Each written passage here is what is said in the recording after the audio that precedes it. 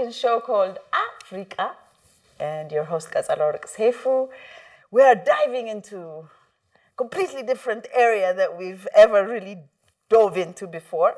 If you could please introduce yourself first. My name is Nikita Shiel-Roll. I like to introduce myself as a multifaceted mermaid. Brilliant.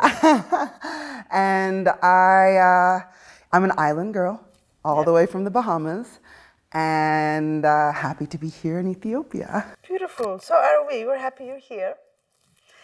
So, I'm going to take you back home and ask you first, how was growing up in the Bahamas? It's got to be different being an island girl. Listen, island people, we see the world differently, and it's so interesting now to be on the top of the mountains. In the Bahamas, our highest peak is 60 meters above sea level, and it's one hill. Everything else is pretty much just at sea level. So the magic about growing up in the Bahamas is, of course, the ocean and the nature. And for me, that is my ethos. That is my happy space. Brilliant. So you wear quite a lot of hats. I do. Quite a lot. You are an open water diver, dive instructor, cave diver, Atlantic Gulf Rapid Reef Assessment, benthic trainer. I mean, you're going to have to break each one for us.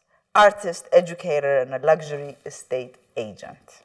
Yes. That's a lot. It is a lot. And you know what happened? So just to give context, the Bahamas is an island archipelago. We have over 700 islands and 1,000 keys. Wow. Yes. And there's only about 400,000 people that live in the Bahamas, and that's me being a bit generous. With that estimate, and on the island that I live on, Cat Island, we maybe have about 1,000 people. So I'm from a very, very small world, and the beauty about being from a small world is that you often have to learn a lot of skills because there's just not as many people. And as an entrepreneur, as I've been creating my journey, I've just had to acquire new skills to take me to the next level, and that's sort of really how I have so many hats and why I say I'm a multifaceted mermaid. Beautiful. From all those many things that you do, I'm going to ask one of it. It is, what is the Atlantic and Gulf Rapid Reef Assessment? Ah, wonderful. And what is, so maybe they would go together, the two questions. What is a coral reef assessment? Okay. So if you could. So let's start with what are coral reefs. What they are. Thank you. So in the ocean, especially within the Tropic of Cancer and the Tropic of Capricorn, so there's about 60 degrees within our planet where corals, which are marine animals, thrive. And corals are what we call sessile organisms, so they are attached to the benthic, the bottom of the ocean floor, and they're colonial creatures. So just like bees live in colonies, corals live in colonies, and most people, when they see them for the first time, they think they're colorful rocks, but they're actually living animals that are a really critical part to the health of our ecosystems in the entire world, even here in the ocean. Even here in the mountains, people may think, well, why do I care about the ocean? How does the ocean have anything to do with me? And my first thing is, well, you're a human being and you're 80% water. So all the water is connected. The rain that falls here in the mountains started in the ocean somewhere. But then from a ecosystem health perspective, the coral reefs are the biodiversity hotspots of our ocean. So we call coral reefs like the rainforest of the sea. So you have hundreds and thousands of different organisms, whether they're tiny sort of nudibranchs or different fish, crawfish, there's just so many, up to the big sharks and the whales. And so what I do, my academic background is marine science conservation. And one of the big challenges that we have in really the world is our coral reefs are dying. And this is a threat to all of us because coral reefs are a major source of food, of protein for coastal communities, but also thinking about us here in Ethiopia during fasting season, right? Everyone is eating fish. And so sometimes that is freshwater or saltwater fish, depending. However, as an AGRRA, so AGRRA stands for Atlantic Gulf Rapid Reef Assessment. And that essentially speaks to the area and the species of corals from that region. Interestingly, there are over like 800 types of coral species in the world, but in the Atlantic Gulf region, there's only really about 50 of them.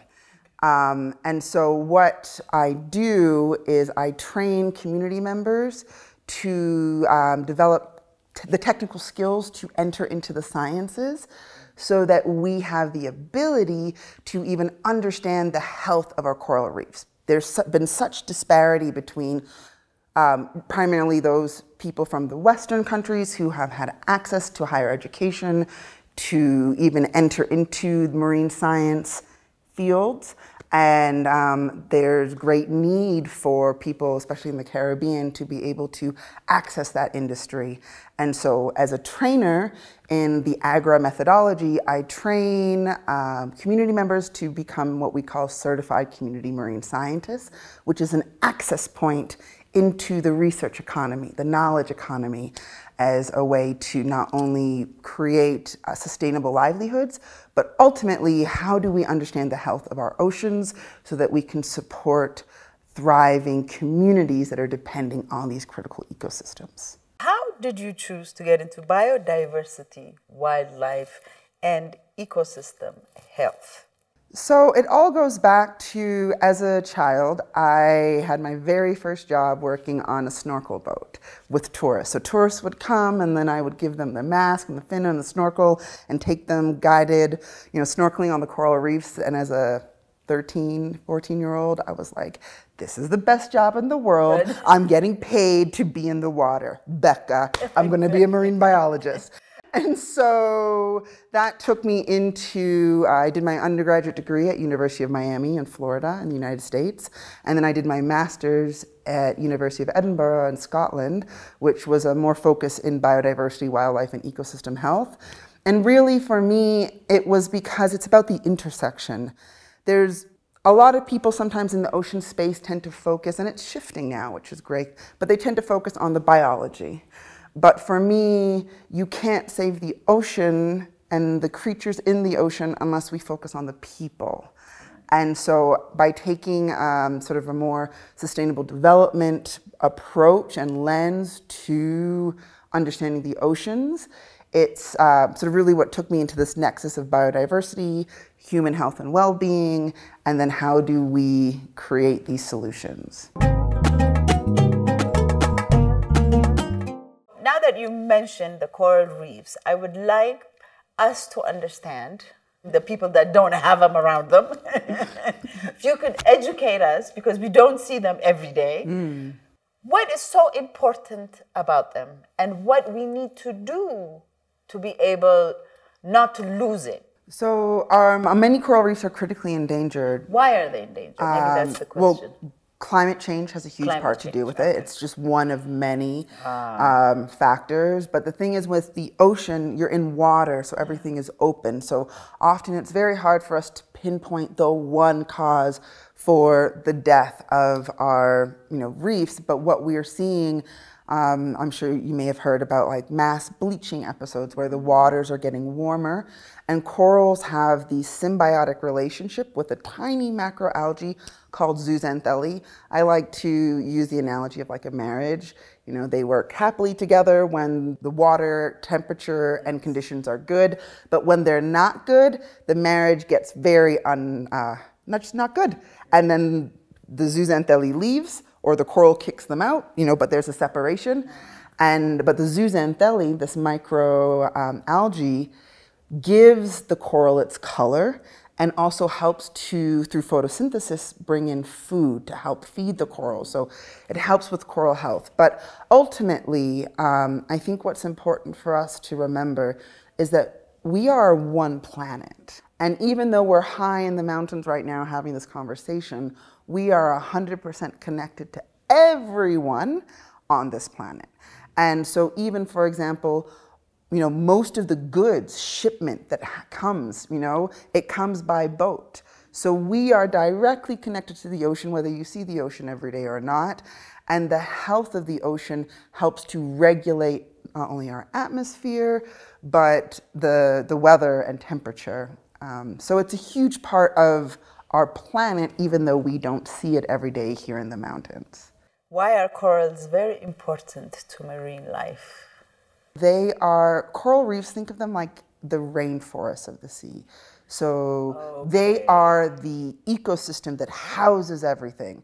So you'll have all the different, like hundreds of different animals, whether they're tiny little fish, huge fish. It's the home for the biodiversity in the ocean. And it's important for us to remember that we only, as human beings, have only explored really 5% of the ocean. So there's so much of the ocean that we don't know. The ocean makes up the majority of our world, and the future economies are going to be in the ocean. The ocean economy is the future for most of the world. Can humans survive without coral? Well, to answer that question, I mean, I don't think I can answer that question because we fortunately still have coral. So we wouldn't know. Right. We wouldn't But know how. what we do know is that when corals are degraded, when the coral reefs are dying, so for example, in the Bahamas, healthy coral reefs help to provide a barrier for wave energy, right? So they help to reduce the waves energy that gets onto our shore. So without the coral reefs, we have higher rates of erosion. The hurricanes that come in, thanks to global warming, as the hurricanes get stronger, that wave energy gets stronger, it impacts us. In the same respect, for tourism-dominant island and communities, coastal communities, Seychelles, Mauritius, the Bahamas, Jamaica, we all depend on tourists who come to see the beauty and nature in our oceans. Without that, you don't have a tourism model, right? So while it's easy to think, it's just fish in the sea, you know, the fish in the sea, the coral reefs are tied intricately to every single aspect of our life, not to mention the amount of medication, you know, that comes from understanding the genetic material in the ocean, and that can, you know, whether it's lipstick or a cancer prevention drug. You know, so the value of the ocean is so rich, and it extends far beyond the coastal communities.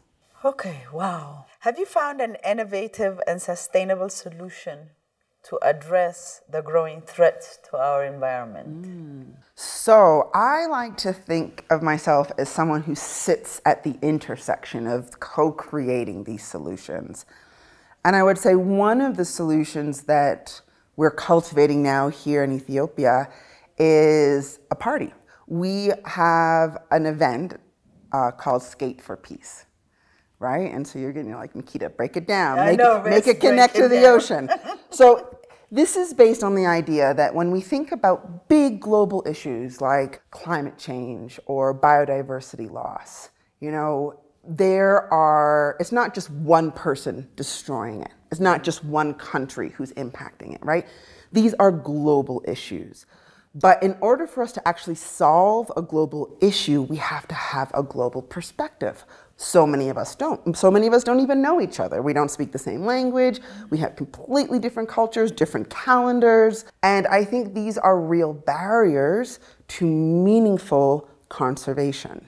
And so what we have, so for example, our Skate for Peace project is a way of bringing people together in a hybrid experience. So there's a physical party here in Ethiopia where community members are learning how to skate, they're doing some yoga, and then the global party starts, which is this online experience. We've got people from all over the world who come together for a 90-minute dancing, art, music, with nuggets of education dropped in, but these educational nuggets are intended to help just your average person build the skills, develop the knowledge, so that they are better equipped to be part of solutions, right? And so just to ground this now, one of the solutions that we have is that's tied to our Skate for Peace party. So people who attend Skate for Peace have the option, if you're like, yo, I want to get involved and do something, we can say you can become a royal rain catcher.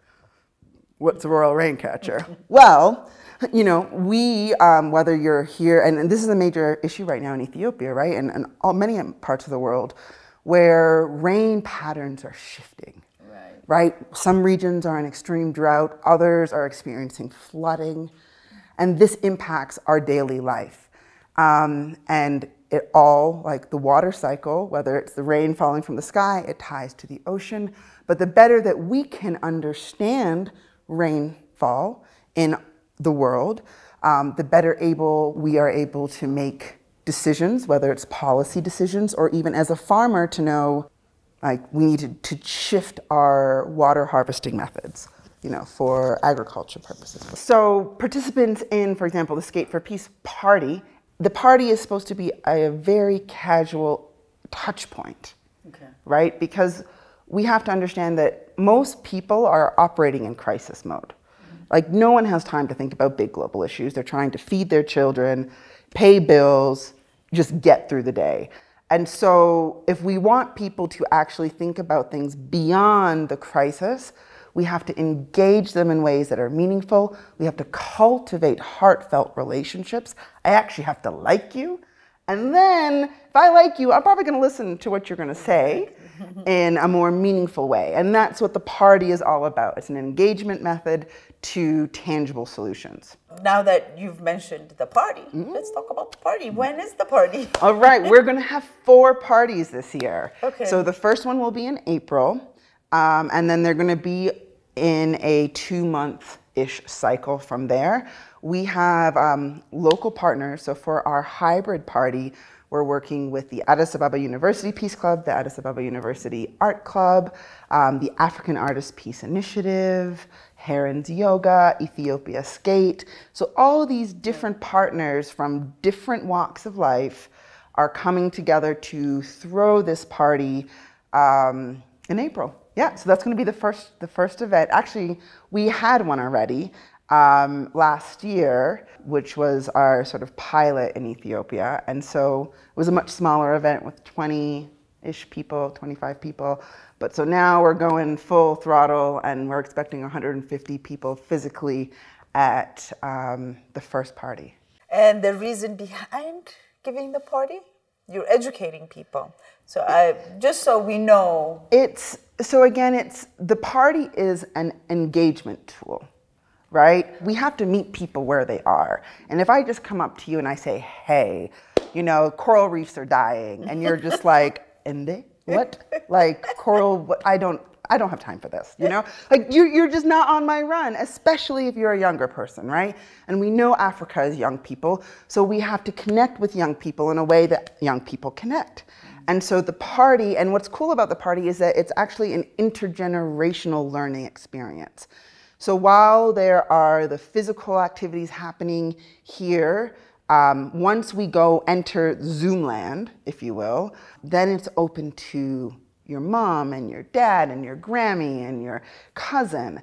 And it's based on the understanding that when we move in, if we're co-creating a more sustainable, peaceful, equitable world, whether you're 70 years old or you're 7 years old, there are fundamentals that we all need to learn, and we need to learn together. And we really need to dismantle sort of more colonial, patriarchal models of, you know, you're young, you're not supposed to be in this space. Or you're a woman, you're not supposed to be in this space, right? It's about how do we cultivate community collectively so then we have better understanding of your perspective, right? So I learn about you and life in Ethiopia. You learn about life in the Bahamas. And we may not really understand each other, but there may be one thing in common. And it may be that we had fun dancing to the Bahamian DJ at the party. And if that's our point of connection, that's success. You know, until the next point. You being a marine biologist and a bunch of other things, it makes it more interesting for me to question you about the ocean. And the reason behind that is because Ethiopia does not have an ocean. And for us to learn about the ocean is from somebody that knows the ocean. What is ecosystem health? So ecosystem health actually has nothing, it's not exclusive to the ocean. You know, so we can be talking about your forests here. When we say our ecosystems, whether it's a forest ecosystem, a desert ecosystem, an ocean ecosystem, these are the plants, the animals, the people even, that make up that, you know, that environment. And When we talk about the health of that ecosystem, it's about the ability of that, whether we're going to talk about the patch of forest, right? The ability of that forest to support the life, whether it's the flowers, the animals, the carbon sequestration, taking the carbon dioxide from the air and releasing oxygen for us that we as humans consume. So every single ecosystem offers what we call ecosystem services.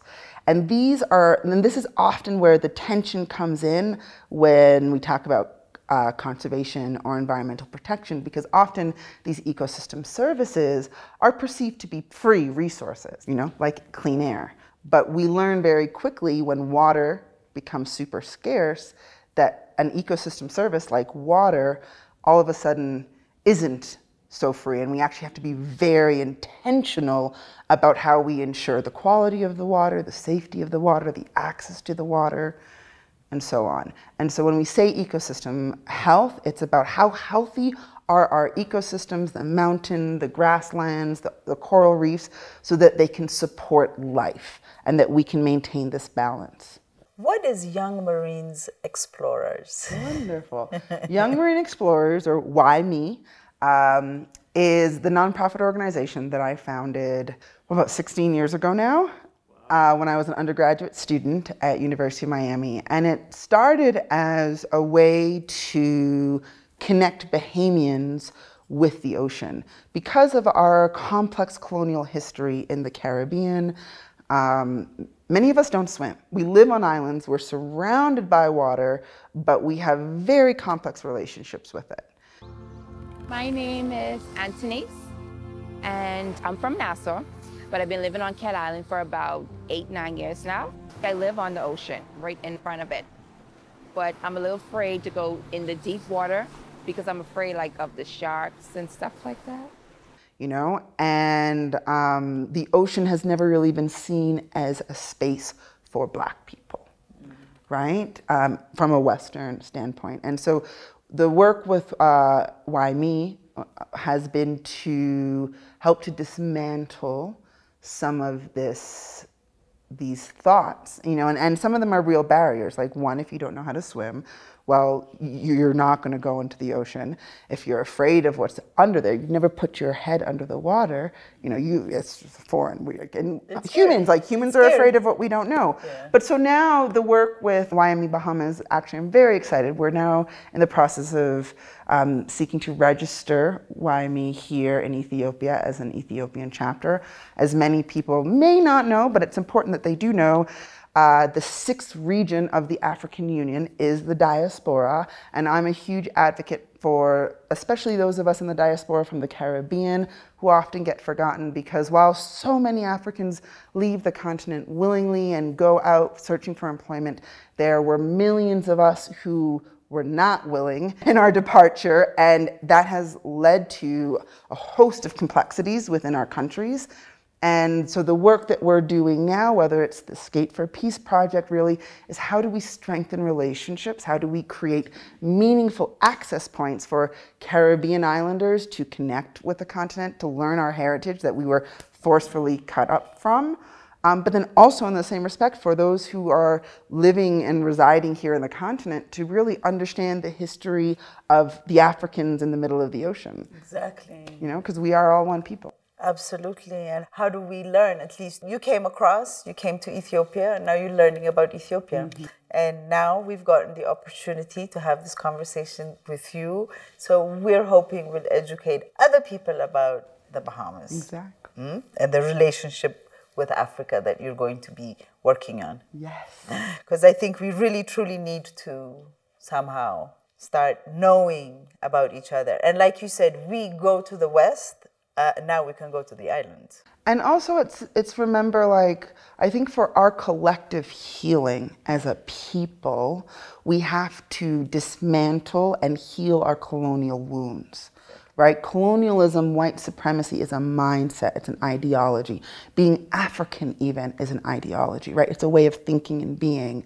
And so when people have been cut off from these knowledge systems, indigenous knowledge systems, one of the biggest sort of eye-openers for me as I've spent this past year in various African countries have been when people have asked me, well, what's your native language?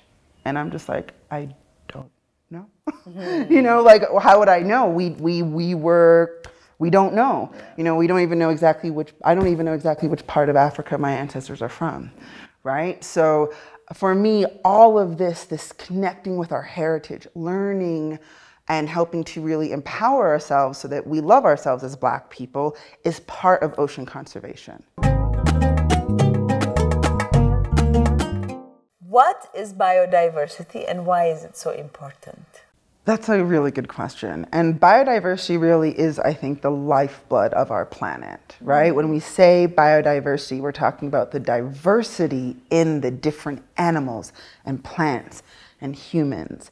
And when we have healthy ecosystems, we have great diversity. You have the lions, the tigers, the bears, the sharks, the whales. When ecosystems are threatened, right, whether it's because cities are growing and then we're creeping into wildlife area, or developments are dredging coral reefs, we're actively killing plants and animals, right? We're seeing right now, we're in a mass extinction where so many different species are just gone. And the thing is, once they're gone, they're gone. There's no coming back. And this becomes problematic because even though I think humans, we like to think that we're above everyone else, like, we're part of the ecosystem, right? And we have to learn, and I think this is part of our healing, is that our industrial revolution has pushed us so far away from our connection with nature. Right? And so we've destroyed a lot of nature, we're losing a lot of our biodiversity.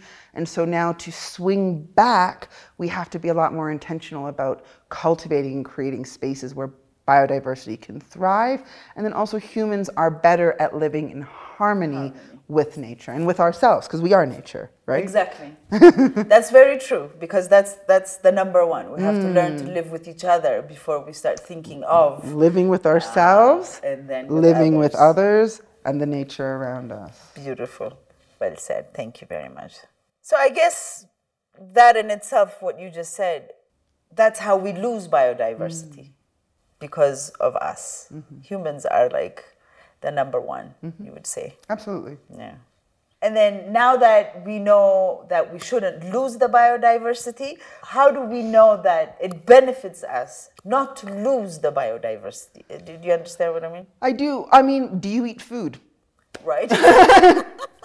You know, like, if because we do eat even just thinking about, like, farmers, right? Yeah. Usually farmers, when they grow monoculture, so if they have one crop in their farm and a plague comes, you know, that eats that one crop, it's done. Yeah. Right? So when you have a richness in diversity, you may have 3, 4, 7 different plants in that area, right? Because that enables, it gives you redundancy, more robustness. But what we see happening is that as we are killing and destroying the habitats for the birds and the animals, and, you know, and as more domesticated animals are becoming dominant, you know, there's a counterbalance, and we all have a role. The ant, the mosquito, the cockroach, as much as I don't like to admit it, right. we all have a role. So how can we prevent biodiversity loss, and which country has the biggest or the largest biodiversity? So there are biodiversity hotspots around the world. And I'm sure there's many biodiversity hotspots locations here in Ethiopia. You guys are like, it's just epic with the diversity that exists here. And so there's biodiversity everywhere. Some regions are more rich, you know, when we think about like the Amazon region, like the diversity of animals and plants. When we think about even like our coral reef ecosystems, again, super, super rich in so this biodiversity that supports human life. You know, even like the air that we breathe, the water that we drink, the food that we eat, the park that we may sit in, you know, or the tree that we may hang out with. These are all, we're all receiving benefits, right, from these ecosystems. We don't always consciously think about it, right? But there's energetic exchange in everything that we do. And we've been really skewing that in a way that's been really destructive. And what ends up happening is that it's the most vulnerable people in the world who suffer, right? So as the water sources become polluted, if you do not have piped water in your home, right, and you're depending on water from a lake or a river, you know, that contaminated water now is the water that you're consuming.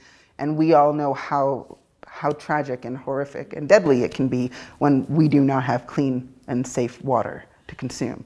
And that's a very, very simple example, but what ends up happening is that also as communities become, so for example, COVID-19, you know, so the world paused. And for island communities like the Bahamas, our main economy, 60% of our GDP comes from tourism.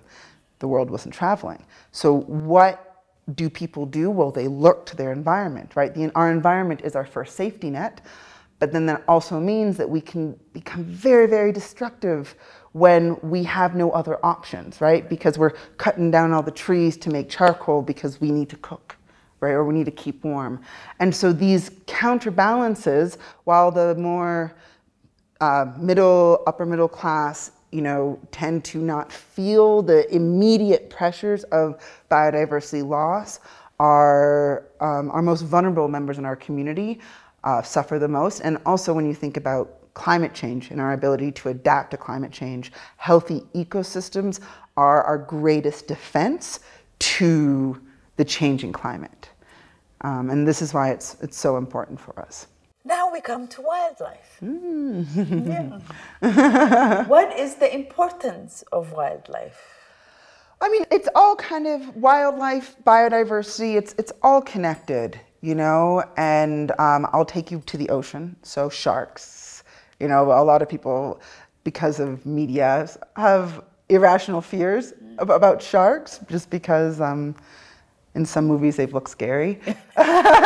But sharks are an apex predator, right? So they are at the top of the food chain in the ocean. And they maintain a really important balance. And I think this is sometimes, we like to look at things compartmentalized.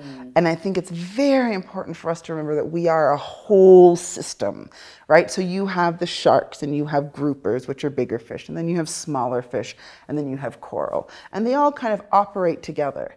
But when we get rid of the sharks, right, the grouper population is going to grow. And what happens when the grouper population grows? They're going to eat much more of the smaller fish who are responsible for maybe eating the algae off the reef that keep the corals healthy. And so now if the algae grows in excess, our corals die. When our corals die, all of a sudden as humans, we lose our defense mechanism to wave energy, our food production, fish, you know, seaweeds, what have you. So wildlife it's all part of this balance. We always think of it outside of the ocean. Yeah. That was exactly what I was thinking when I was thinking of wildlife. Yeah, and that's why I gave you the shark example. Yeah, it's well said, because I was thinking of completely something else, but now you made me think of it as one. There's no reason why we need to separate any of these. And we are part of this whole system. Absolutely. As humans. Yeah, definitely. So now that we've finished all the ocean and ecosystem and biodiversity, we're going to come back to what Nikita is doing in Ethiopia. So you came to Ethiopia. This is your first time? September was my first time. Okay.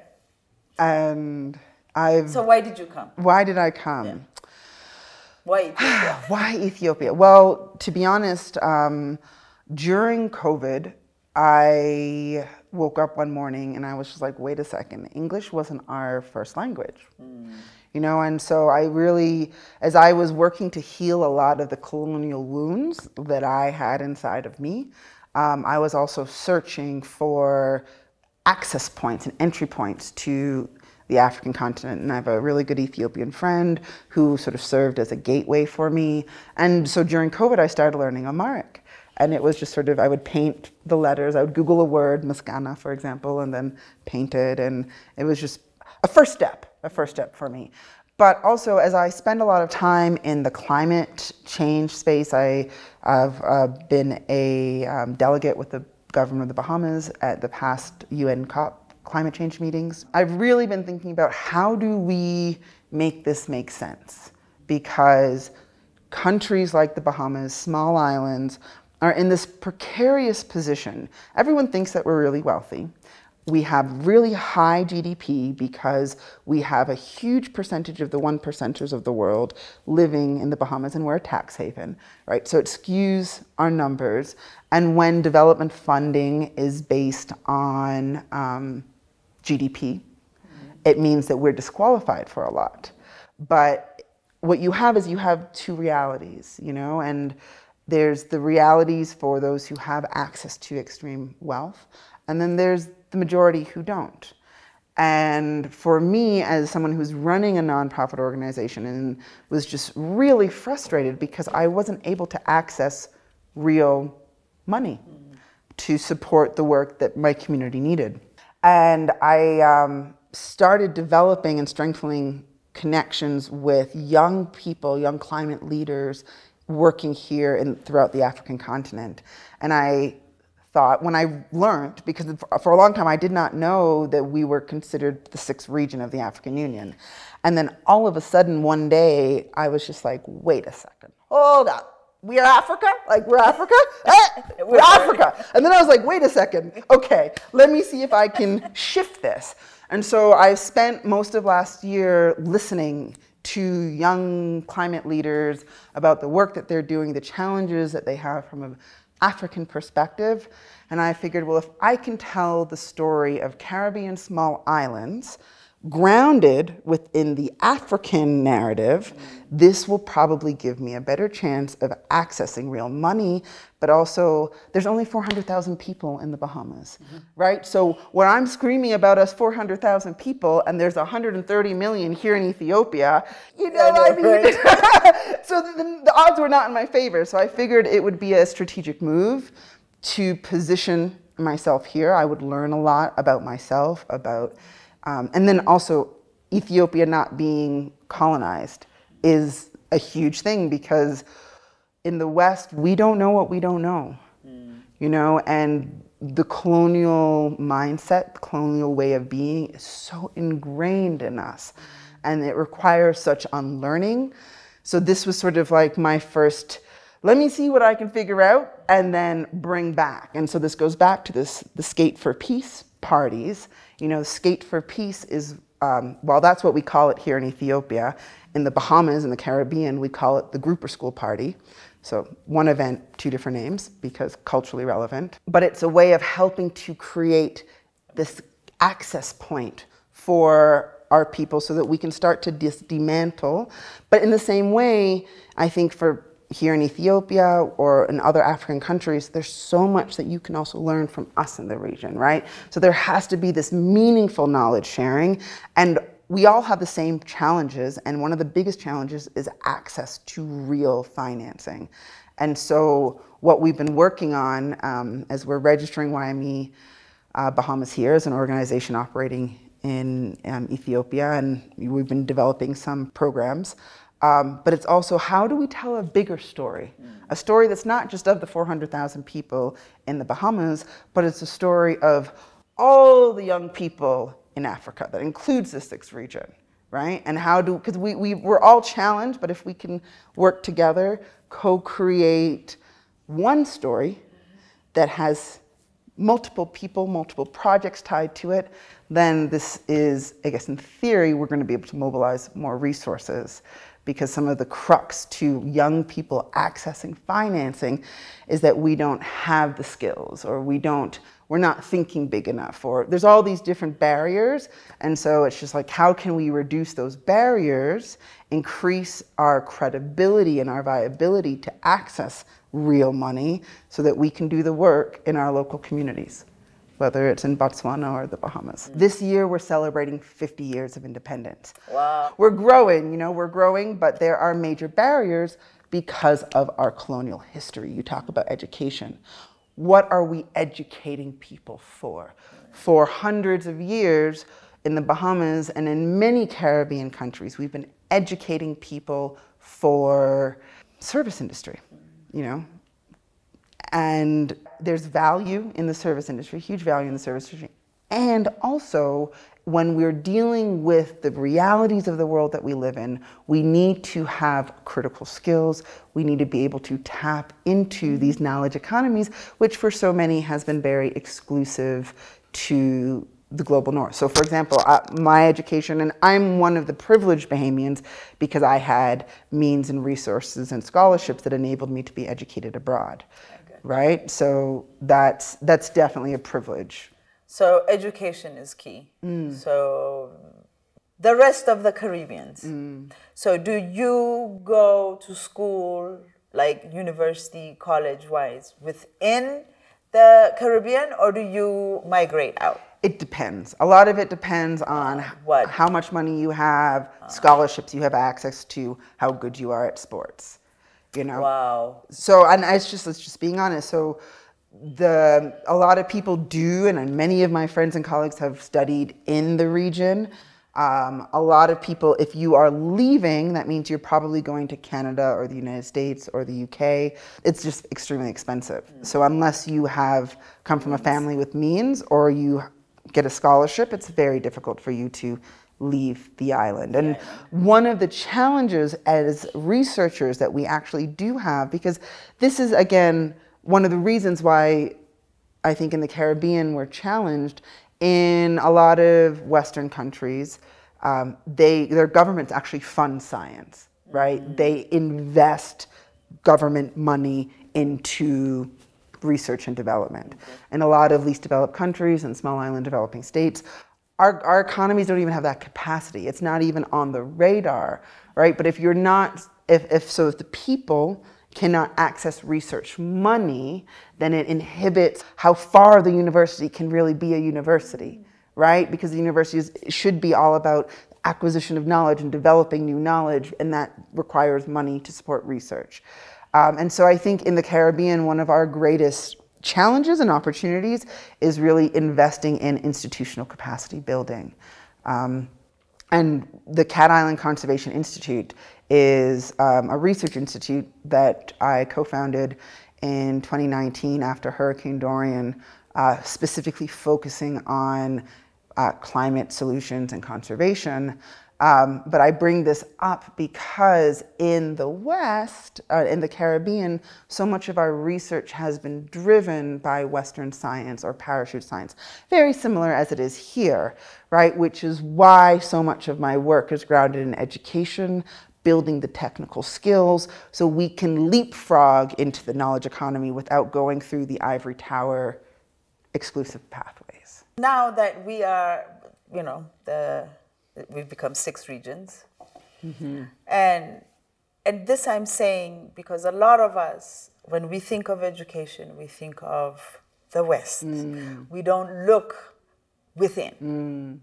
But I have a huge feeling that if we, for example, I have children, I am trying to force them to go into universities on the continent as opposed to away. Because that could just mean something else. You know, we're starting something else. If we start going within and educating our own children here, then it would benefit Africa in the long run. So the reason why I brought this up is, therefore, the Caribbeans now should go, exactly, education should be right here. Regional exchange. Yes. So, you know, I think when you talk about education in university, it's so important because the university, if you're spending 4 years in an educational bubble, that shapes the way you see the world. Thank you. And thank you. The challenge is because academia, as we know it, has primarily been dominated by Western knowledge systems, it is biased in many ways because it doesn't take into account indigenous knowledge systems, local knowledge, And I think there is a huge need for there to be this radical shift in what education looks like. And it's not to say, please don't get me wrong, as someone who's well educated within Western knowledge systems, you know, there is huge value in Western knowledge systems, and alone we are doing ourselves a disservice if we think that is the only way of understanding the world. And so I think really, and I think this is where the power of the African continent, you know, and I don't think Africans from the continent understand what it means to be cut off from your heritage. Like, there's just nothing, it's a void, yeah. You know? And so there's huge value in, I think, bringing and intertwining the two. And that's a big part of why I'm here, because I need to learn what I don't know so that we can, you know, intertwine that. You know, when we talk about climate solutions, when you talk about peace building, right? It's indigenous knowledge systems and ways of being that are going to guide us forward. That's the only way. That is, absolutely. The faster we know each other, the better. Exactly. For all of us. Exactly. That's why we're having a party. Now that we've come to the end of our discussion, okay, you know that Africa has a very young generation. If you have a suggestion, I would like you to say the last word. So my offering will be, you know, as young people, I think it is, despite the realities, as unjust as they are, that we are faced with, we also have huge opportunity. And I think this now is the time for us to be really creative, to connect meaningfully, and to invest in co-creating the world that we want. You know, like, I think we can sleep on this opportunity, you know, and then things will continue as they are. Or we can be really intentional about taking that idea that we have, that creative, that just, whatever it is, the passion that you have, and being intentional about transforming that into action, whatever that action is in your realm. And so I think that's the most important thing, is for us to, like, not be afraid about stepping into our power and sharing our gifts with the world. Beautifully said. Thank you so much for coming and having this conversation with me, Nikki. Well, we have finished our conversation. Thank you very much for tuning in. This is your show, Africa, with your host, Katsalaurk Seifu. Tune in on Saturdays from 4 to 5 on Arts TV. Thank you again.